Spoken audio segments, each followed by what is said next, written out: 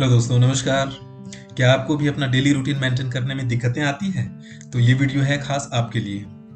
अक्सर ऐसा ही होता है कि हम अपना डेली एक रूटीन बना लेते हैं, कुछ दिनों तक उसको फॉलो करते हैं और धीरे-धीरे ये हमें बोरियत सा लगने लगता है, फिर उसको हम छोड़ देते हैं। फिर वो अपने पुरानी ढर्रे से जीना शुरू कर देते हैं।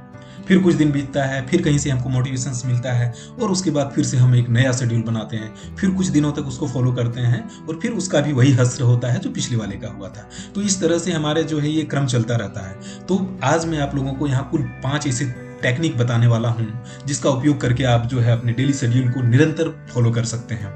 तो देर किए बिना चलिए हम आगे बढ़ते हैं। तो पहला टेक्निक है कि एक क्लियर टारगेट डिसाइड कर लें।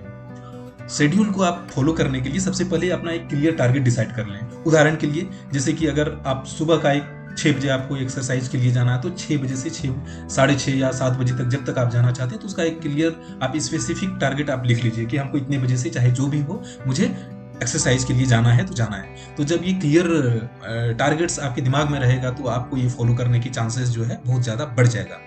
दूसरी तकनीक इसमें क्या है कि आप एक शेड्यूल बना लें, हर दिन के काम का एक मोटा मोटा शेड्यूल बना लें। उसमें हर चीज़ को इंक्लूड कर लें, स्वास्थ्य यानी एक्सरसाइज, मेडिटेशंस, काम, मनोरंजन, सब कुछ जो है आप उसी में एक स्पेसिफिक टाइम के दायरे में बांट करके उसे डिसाइड कर लें, एक शेड्यूल मोटा मोटी शेड्यूल बना लें तो उसके चांसेस बढ़ जाता है कि आप उसको आराम से फॉलो कर सकते हैं। तीसरी तकनीक जो है वो है प्लानर या डिजिटल टूल का उपयोग करा।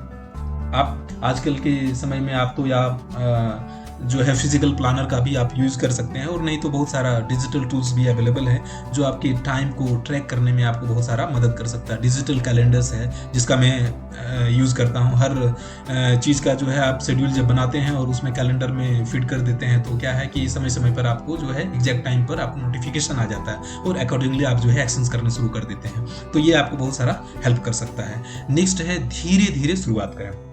कोई भी चीज़ जो है अचानक आप शुरुआत करेंगे तो वो एक समय के बाद जो है कि वो आपके लिए बहुत सारे डिफिकल्ट लगने लगेगा, इसलिए छोटा छोटा शुरुआत करें। जैसे उदाहरण के लिए अगर आप मेडिटेशन करना चाहते हैं तो उसके लिए स्टार्टिंग में 1 या 2 मिनट से शुरुआत करें, धीरे धीरे उसके टाइम को बढ़ाते चलें।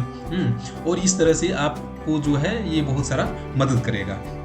मैं भी इस तरह का इस फार्मूला को यूज़ करता हूँ और मुझे ये काफ़ी फ़ायदेमंद जो है ये फार्मूला लगता है। अक्सर मैं देखता था जब ऑफिस से आता था और किचन में जाता था तो बर्तनों का ढेर लगा हुआ रहता था, तो मैं क्या करता था बस उसमें एक क्लियरली एक बोर्ड लिख दिया, एक पेपर लिख करके मैंने चिपका दिया कि 2 मिनट में आपकी फ्लाइट छूटने वाली नहीं है।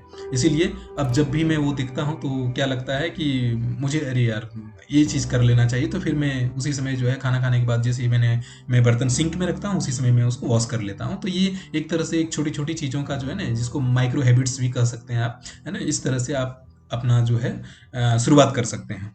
और आखिरी, छोटी जीत का जश्न मनाएं। छोटी छोटी जीत है ना, जब आप उस टारगेट को अचीव कर लेते हैं तो अपने आप को शाबाशी दें। तो इससे क्या होता है, मोटिवेशन मिलता है और आपको एनर्जी मिलती है आगे करने के लिए। तो ये 5 टूल्स है ना, इस 5 टूल्स को अगर आप यूज़ कर लेते हैं तो आपको अपने डेली शेड्यूल को कंटिन्यू रखने में बहुत सारा हेल्प करेगा। नंबर 1, एक क्लियर टारगेट डिसाइड कर लें। नंबर 2, एक शेड्यूल बना लें। नंबर 3, प्लानर या डिजिटल टूल का उपयोग करें।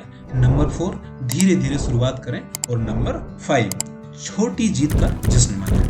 तो ये वीडियो आपको कैसा लगा आप जरूर कमेंट सेक्शंस में बताएंगे। धन्यवाद। जय हिंद दोस्तों।